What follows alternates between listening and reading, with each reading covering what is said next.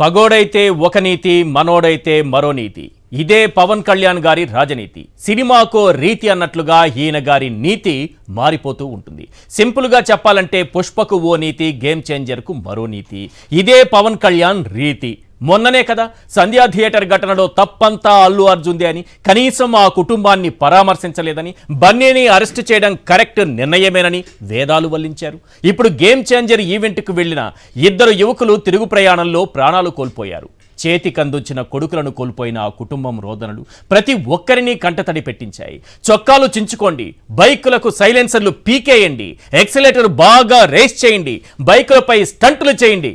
ఇలా చేసేవారికి సినిమా వాళ్లతో చెప్పి ట్రైనింగ్ కూడా ఇప్పిస్తానంటూ యువతను రెచ్చగొట్టింది ఈ పవన్ కళ్యాణ్ గారే. ఇద్దరు ప్రాణాలు పోవడానికి పరోక్షంగా కారకులైంది ఈ పవన్ కళ్యాణ్ గారే. కనీసం మృతుల కుటుంబాలను పరామర్శించకుండా 10 లక్షలు విసిరికొట్టి చేతులు దులుపుకున్నది కూడా ఈ పవన్ కళ్యాణ్ గారే. పైగా తన పాపాన్ని కడుక్కోవడానికి గత ప్రభుత్వం రోడ్లు సరిగ్గా వేయలేదని నింద జగన్ పైకి నెట్టే ప్రయత్నం చేశారు. అయ్యా పవన్ కళ్యాణ్ గారు, అదే రోడ్డుపై రోజు వేలాది మంది ప్రయాణం సాగిస్తున్నారు.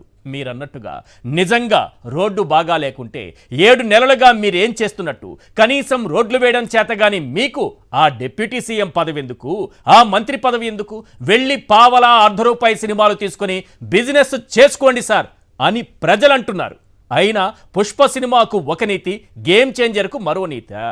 మీ నీతులు, సూక్తులు, ప్రవచనాలు, సుమతి శతకాలు, ఆధ్యాత్మిక బోధనలు అన్నీ పుష్ప సినిమాకే పరిమితమా? గేమ్ చేంజర్కు వర్తించవా? మానవతా దృక్పథం అంటూ మీ స్థాయికి మించిన మాటలు మాట్లాడి ఇప్పుడు మీరే ఆ మానవతా దృక్పథాన్ని మరిచిపోతే ఎలా సార్? నీతులు చెప్పేటందుకే కానీ పాటించడానికి పనికిరావా?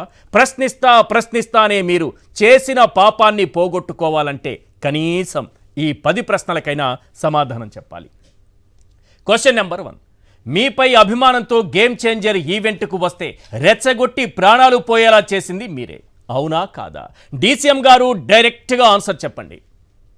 నెంబర్ 2, చొక్కాలు చించుకోవాలి, బైక్ స్టంట్లతో చెలరేగిపోవాలని ఫ్యాన్స్ను పెడదోవ పట్టించింది మీరే, అవునా కాదా? డీసీఎం గారు డైరెక్ట్గా ఆన్సర్ చెప్పండి. క్వశ్చన్ నెంబర్ 3, ఎంతో భవిష్యత్తున్న ఇద్దరు యువకుల ప్రాణాలు పోతే దానికి మీరు కట్టిన ఖరీదు 10 లక్షలు, అవునా కాదా? డీసీఎం గారు డైరెక్ట్గా ఆన్సర్ చెప్పండి.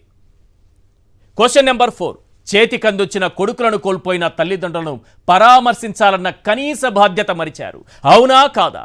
డీసీఎం గారు డైరెక్ట్గా ఆన్సర్ చెప్పండి. క్వశ్చన్ నెంబర్ 5, పుష్ప ఘటనలో మానవత్వం లోపించిందని నీతులు చెప్పి ఇక్కడేమో తప్పంతా రోడ్డుదే అంటున్నారు, అవునా కాదా? డీసీఎం గారు డైరెక్ట్గా ఆన్సర్ చెప్పండి. క్వశ్చన్ నెంబర్ 6, అదే నిజమైతే మీరే డిప్యూటీ సీఎం, మీదే అధికారం, రోడ్డు బాధ్యత కూడా మీదే అవుతుంది, అవునా కాదా? డీసీఎం గారు డైరెక్ట్గా ఆన్సర్ చెప్పండి. క్వశ్చన్ నెంబర్ 7, ప్రమాదం జరిగిన చోట రోడ్డు బాగున్నా మీ పాపాన్ని గత ప్రభుత్వం పైకి నెట్టేయాలని చూస్తున్నారు, అవునా కాదా? డీసీఎం గారు డైరెక్ట్గా ఆన్సర్ చెప్పండి. క్వశ్చన్ నెంబర్ 8, తమరు చెప్పే నీతులన్నీ తెలంగాణలో పుష్ప సినిమాకే, ఏపీలో గేమ్ చేంజర్కు అవి వర్తించమంటారు, అవునా కాదా? డీసీఎం గారు డైరెక్ట్గా ఆన్సర్ చెప్పండి. క్వశ్చన్ నెంబర్ 9, బన్నీ అరెస్టును సమర్థించిన మీరు ఈ ఘటనకు తమరు బాధ్యులు కాదన్నట్లుగా తప్పించుకుంటున్నారు, అవునా కాదా? డీసీఎం గారు డైరెక్ట్గా ఆన్సర్ చెప్పండి. క్వశ్చన్ నెంబర్ 10, ఓవైపు సినిమాలకు రాజకీయాలకు ముడిపెట్టద్దంటూనే మరోవైపు జగన్ టార్గెట్గా విషం కక్కారు, అవునా కాదా? డీసీఎం గారు డైరెక్ట్గా ఆన్సర్ చెప్పండి.